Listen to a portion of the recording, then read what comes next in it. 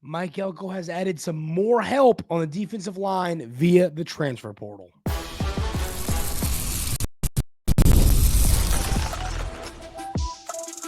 You are Locked On Aggies, your daily podcast on the Texas A&M Aggies, part of the Locked On Podcast Network, your team every day.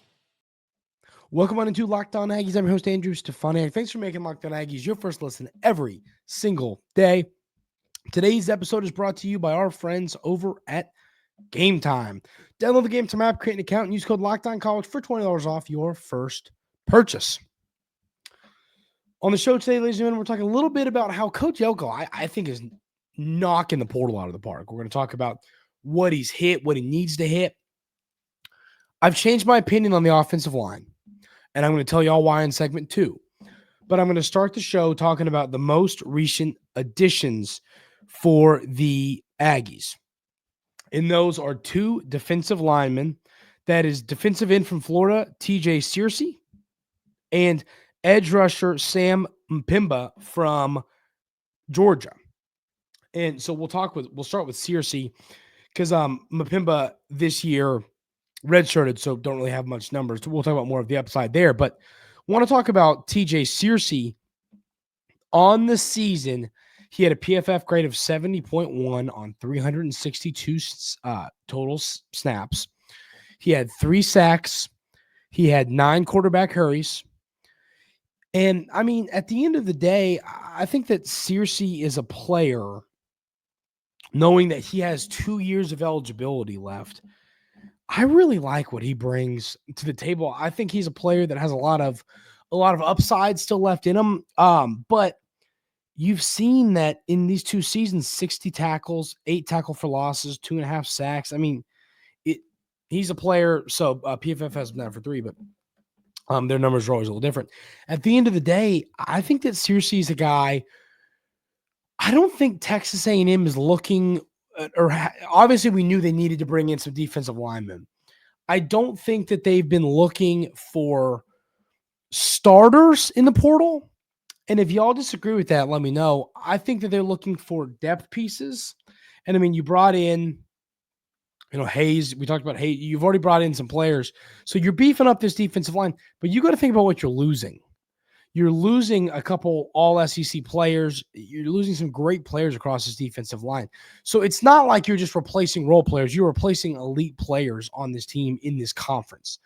I think some of your young talent is going to help with that. But also, I think that players like TJ Searcy and Sam Mpimba are going to come in and really help you out. So Searcy is the player that I'm more excited about the upside. I mean, 6'5", 262 pounds. That is a real solid frame for a defensive end. And, he was a talented player out of high school. I think that he is a guy that is going to play. If I had to give you a ballpark amount of snaps that I think he's going to play, I would probably guess he's going to play in the 400, 450 range. I mean, I think that he's going to play a lot of snaps. I mean, and this is a kid, once again, he was in the 2023 class out of high school. He was ranked as the 250th best player in the 24/7 Sports composite rankings. This is a no-joke player. So, had offers from all over: Tennessee, Clemson, Auburn, South Carolina, Florida. He had offers from a lot of great schools in this conference, a lot of great schools in college football. Also had offers from some other schools. Michigan offered, some other Indiana playoff team somehow. So, he's a player to me that I think that he was solid at Florida. I think you could say he wasn't elite. I think he was solid. And I think that he has an opportunity to become an elite player at Texas A&M. He's following his one of his previous coaches, obviously, to Texas A&M. And I just think that he's a player that's going to come in and he is going to immediately play relevant snaps for your defense. I mean, once again, on PFF, his overall grades, he had a 77.8 coverage grade How many coverage snaps did he play? Does it say? Normally it says. But oh, here it is. He played 59 coverage snaps and had almost an 80 grade. That's pretty solid. He had, now this is a little interesting to me. He had a 60, 59.3 pass rush grade. Don't love that from an end. Would love to see that grade improve this year. That's on 162 pass rush snaps. And then he had a 70 or 69.5 pass rush, or excuse me, run stopping grade on 141 snaps. He did have a solid tackle grade of 77.4, which as all Texas A&M fans know, this defense at times struggled last year when it came to wrapping up and tackling. So, I mean, you like to see players come in and be pretty short up tacklers. So, TJ Searcy is a guy that, like I said, I could see him playing in that 400 to 450 snap range this year. Don't think he's going to be in the 600 level, but I think he could be around 400, 450. Because, I mean, once again, defensive line's, first of all, with any injuries, right as we sit right now, you're going to see him play a lot of snaps. So, I think that when it comes to who I'm most excited about, I think that him and Hayes are pretty equal. I forgot Hayes' name for a little bit there. The kid from Colorado who played a lot of Pitt. I think him and Hayes both have a ton of upside because, I mean, we've seen more of Hayes. Hayes is more of the 1-year rental type of player. We talked about him on yesterday's show. Searcy's got a couple years of eligibility left. So he's a guy that can develop more and get better for your team. But I think both of them play a significant amount of snaps. And I think that unless you add a couple more defensive ends, you're an injury away from both of those guys playing a ton. And I think when it comes to upside, I think that the most upside you get from these guys is probably from Searcy. I think that Hayes is more, what you got in Hayes. I think Searcy's an upside player. So I'm really excited to see what he brings to the table. Now with the Georgia transfer, Sam Mpimba, I think that he is a guy that when you look at him as a player right now, I find it a little weird that he played in 2020. He played for a year and then kind of redshirted. I always find that to be a little weird. Never a huge fan of that. I always find that to be a little kind of like, okay, what's going on here? What's happening with that? I don't always love that. But at the same time, I mean, I think he's a kid. You got to remember, I'm a believer in sometimes players come out of high school. I mean, you got to remember, this kid was ranked out of high school. He was ranked as the 48th best player in the class. Okay, right. He was an elite player who came in, and I would say you could make the argument that he definitely didn't pan out what you would have hoped early into his Georgia career.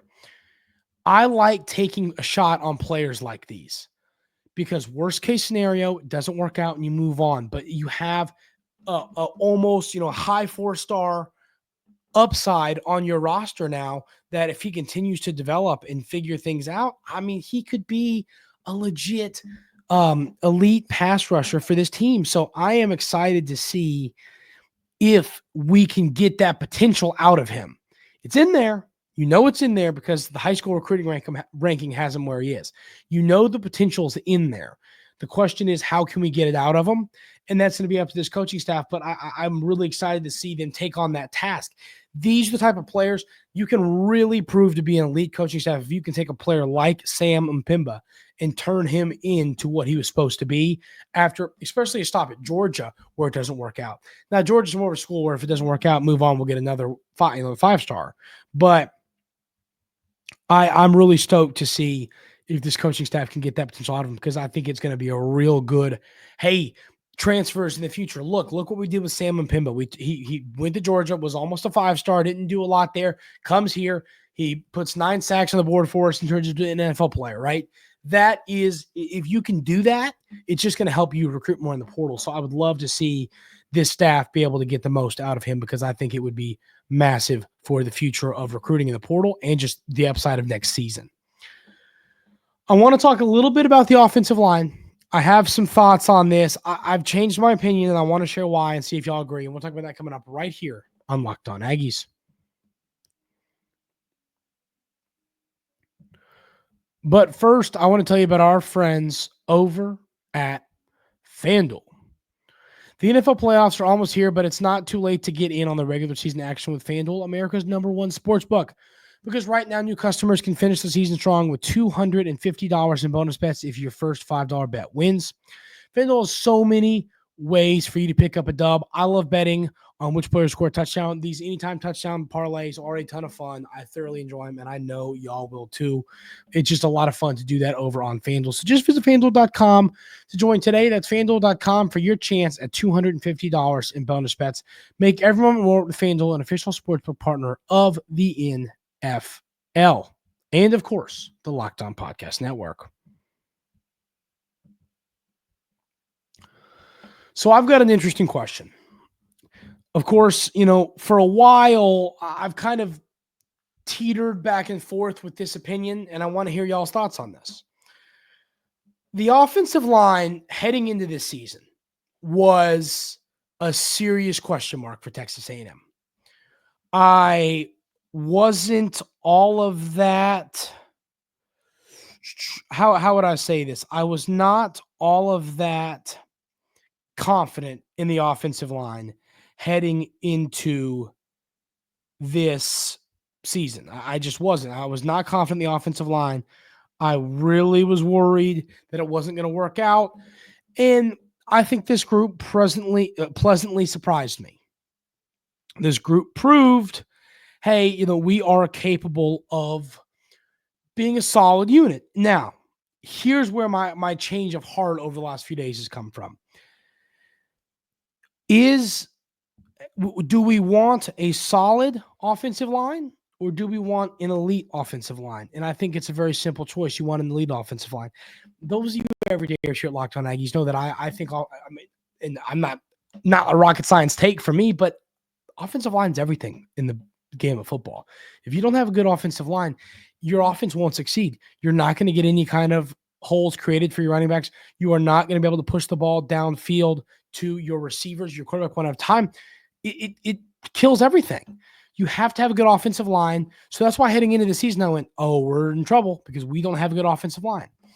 And this unit proved that while they're not one of the best in the country, they're not one of the best in the SEC, they were good enough to help this offense be solid, And I mean, once again, on the Andrew scale of terms, I think it's awful, bad, okay, solid, good, probably in the same category, great, elite, like they were middle of the road, right? That's what the offensive line was. I thought they were going to be bad. They ended up being middle of the road.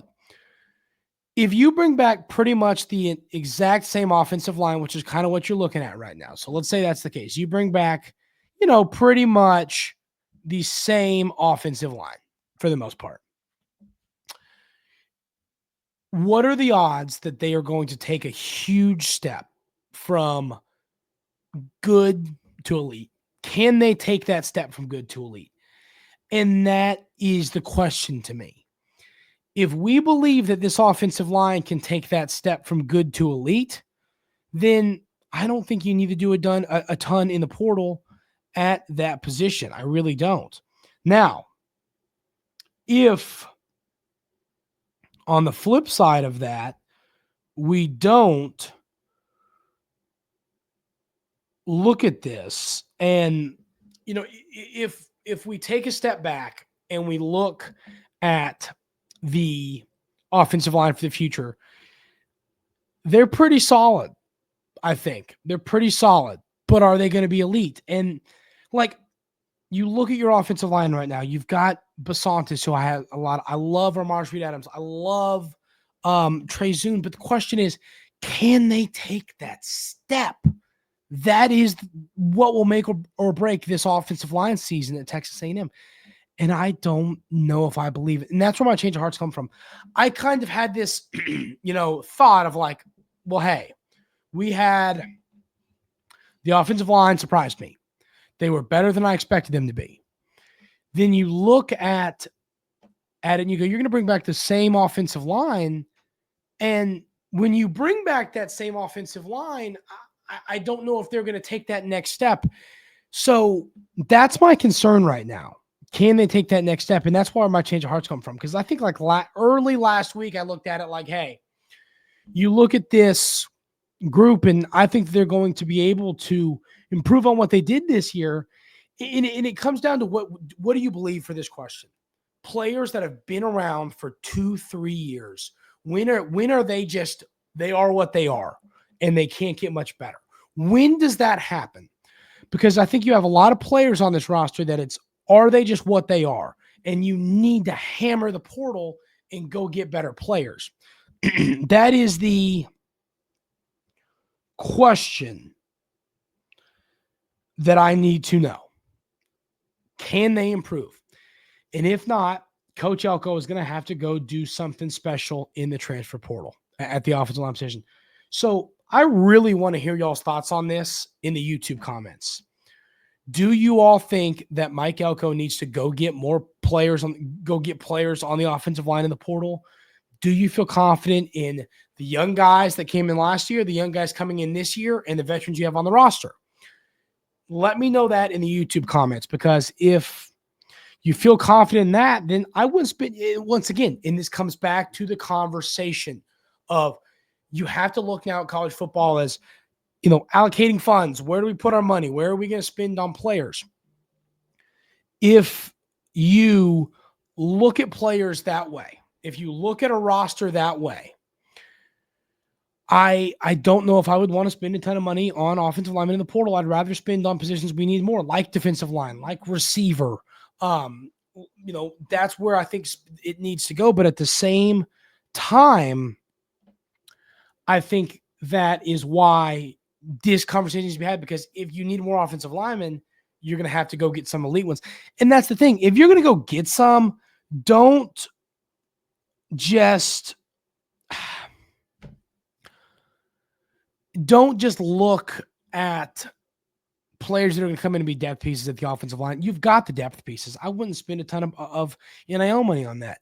If you're going to go do it, I would go do it and go all in and go get some elite players at that position. So that is what we need to figure out on the Texas A&M offensive line. So let me know y'all's thoughts on that. I want to hear y'all's thoughts on that. Will the Aggies hammer the offensive line position, or are they going to be happy where they are? So I really want to hear y'all's thoughts on that. Let me know in the YouTube comments. We're going to talk a little bit about why I think Coach Elko, to this point, has done a really, really, really good job in the portal. We'll talk about that coming up right here on Locked On Aggies.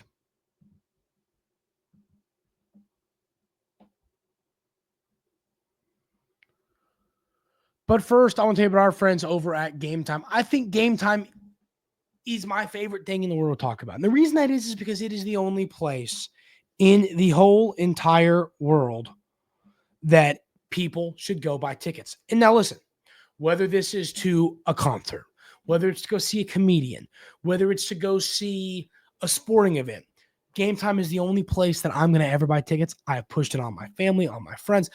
I look at the Game Time app and I love how the features are there to, okay, here's where my seat is. Here's where I'm going to be sitting. There are so many great features within the app that make it easy to buy tickets. It's the best place to buy tickets. I promise y'all got to go check it out. It is the absolute best. Take the guesswork out of buying tickets with Game Time. Download the Game Time app, create an account, use code LOCKEDONCollege for $20 off your first purchase. Terms apply. Again, create an account, redeem code LOCKEDONCOLLEGE for $20 off. Download Game Time today. What time is it? Game time.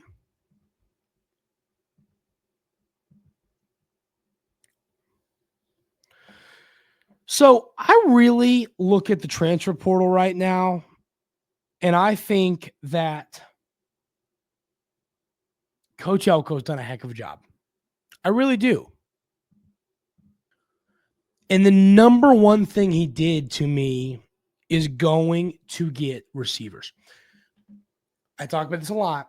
My favorite thing that a coach can do in the transfer portal, or a coach does in the transfer portal, is when you address a number one issue. And I think we all agree heading into this offseason for Texas A&M, that was the wide receiver position. When you can address a problem and look at it and go, okay, wide receiver is an issue. Are the players we brought in the portal didn't really live up to the hype? Our guys on roster didn't have that great of a season. We need to go bring talent in. And then you go and you get two great players in Craver and, of course, in Hudson. Huge. That is what I'm so hyped about. And we see this a lot. I mean, how many times do we gripe at Jimbo Fisher for saying, okay, hey, we need an offensive lineman, we need a tackle, we need a linebacker, and it's like, why is he looking at tight ends? Why is he doing this? And it was really frustrating, and that's why I'm so excited. I mean, it's the same thing we saw Coach Elko do last transfer portal window. Texas A&M needed players in the secondary desperately. The secondary the season previous was terrible, was absolutely terrible. You had to go bring some great players in the secondary last year, and that is exactly what this staff did.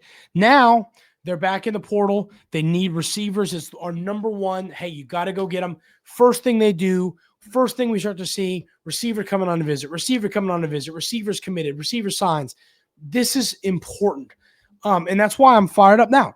I also wanted you to bring in some defensive linemen. You've already done that. Wanted you to bring in maybe a couple players in the secondary. You've already done that. We needed a tight end. You've already done that. Every position that we've, after the season fully ended, I did a show talking about, hey, here is what the coaching staff needs to hammer in the transfer portal. The first of those was receiver. We talked about, obviously, tight end. All of the positions that we've discussed, them needing to hammer in the portal, they've already done that. The only question left now is what we just got done talking about, which is the offensive line. Do you need to go get players in the offensive line? And I think that's still up for debate. It's what you believe about the future of this roster, the talent on this roster. It's up to what it's up to what everyone thinks. So, really, that's the only position left, and it's kind of a, do we even really need it? It's a personal, debate thing. So, really fired up about what the staff has done in the portal, and I think it says a lot about the future of this coaching staff here at Texas A&M. That is going to do it for today's episode of Locked On Aggies. Happy Christmas Eve to everybody. Hope everyone has a ton of fun with family, a lot of fun stuff going on. Really appreciate y'all tuning in around the holidays. It means a lot to me. Really appreciate that. Like I said, hope everyone has a great rest of the day today, and we will have a show for you tomorrow on Christmas right here on Locked On Aggies.